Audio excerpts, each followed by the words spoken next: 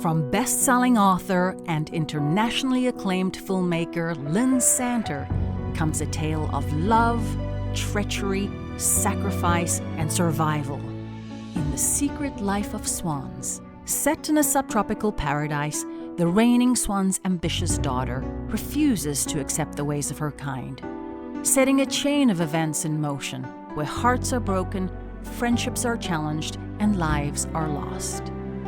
A colorful community of characters share in this journey of self-discovery.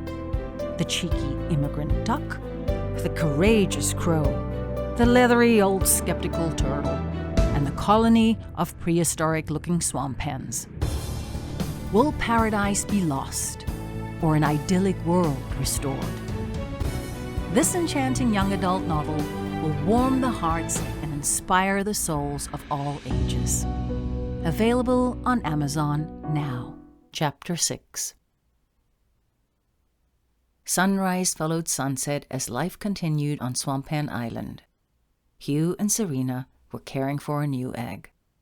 They took it in turns to incubate the fragile casing that nurtured the growing life inside. Many changing of the seasons and experience had taught them how important it was to make sure there was always plenty of nesting around the egg to keep it warm. While one sat on the egg, the other would exercise, patrol and eat, usually returning with some new nesting material to keep everything fresh. Lord Quaxlot, Precious, and Blondie also fussed around making sure everything was perfect for the little one. "We can't have this little mite getting cold now, can we?" Precious said busily. It had been 1.5 full moons since the egg was laid. All the animals knew this was the full length of time that a swan egg required to incubate. "I think this one has decided to sleep in," Lord Quaxlot quipped. "It won't be long now," Serena assured him. "I think I'm going to get some rest before the pitter-patter of little web feet arrives. All that non-stop chatter baby swans make. It's a bit much for an old duck. Chatter, chatter, chatter. It never stops. I can't stand non-stop chatter," Lord Quaxlot muttered. Everyone looked at him. "What?" he wanted to know. Serena grinned at Blondie and Precious. Suddenly, they all heard the faint sound of pecking from inside the egg. Precious threw her wings up in excitement. "The baby's coming!" Hugh, who had been foraging at Lake's edge, heard the sound of Precious's excited cries and came rushing to the nest. Lord Quaxlot peered down, quacking. "I love this part." Blondie glanced at him. "But all the chatter?" "Oh, piffle," Lord Q scoffed. Serena snuggled into Hugh, watching proudly as their newborn began to hatch. First, a tiny beak appeared. Next, 2 huge eyes blinked out. "Oh, how beautiful," Blondie whispered to Precious. Swifty came to take a look. Spike, much larger now, but still with one feather spiked out of place, hurried behind, not wanting to miss out on the excitement. The cygnet, still covered in a waxy substance that protected it from fluid inside the egg, continued to peck away from inside, one tiny chip after another. "This is so exciting," Precious gushed. Gradually, the tiny cygnet burst out of his shell and shook himself free of the only thing he'd known as home for the last 1.5 full moons. He tried to peer around, but was almost blinded by the bright sunlight. Quickly, he closed his eyes. "The light hurts." Serena looked down on him lovingly, before beaming at Hugh, who was standing by her side, tall and proud. All thoughts of Isis had left their minds. They were parents again. There was no room for regret or sadness when their hearts were so full of joy and love. Love for each other and love for their newborn.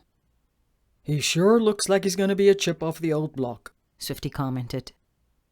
The little one only made tiny beep-beep sounds, blinking his eyes open again.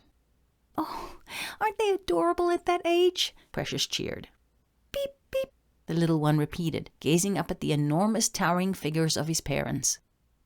"Whoa, they're huge!" "Welcome to the world, little one," Hugh announced proudly. "I think we shall call you Prince." He glanced at Serena for approval. She nodded. "Prince!" all the animals repeated in unison. "Beep, beep," said little Prince, trying to struggle to his feet. Meanwhile, at the far end of the lake, unbeknown to the community on Swamp Hen Island, Isis had returned with Hannibal. and he was wasting no time sizing up the kingdom. "You are right," Hannibal told Isis in a deep, rumbling voice. "This is a much better kingdom than the one you found me on." "And it's ripe for the picking, my love," Isis seductively told him. "You mean once I defeat your father for the ruling rights," he reminded her. "He's an old swan," she scoffed. "You'll take him easily." "And you will be my queen to reign over your birthright," he pointed out. "As it should be," she confirmed. Tom the turtle was watching and listening to them from below the surface. Luckily for Tom, the two conspiratorial swans did not know he was there. Other turtles joined him. "There's something very not right about this," Tom whispered to his friends. "I have a bad feeling in my shell." The other turtles agreed. "We should go warn the others." Quickly, silently, the submerged fleet of turtles sped off in the direction of Swamp Hen Island.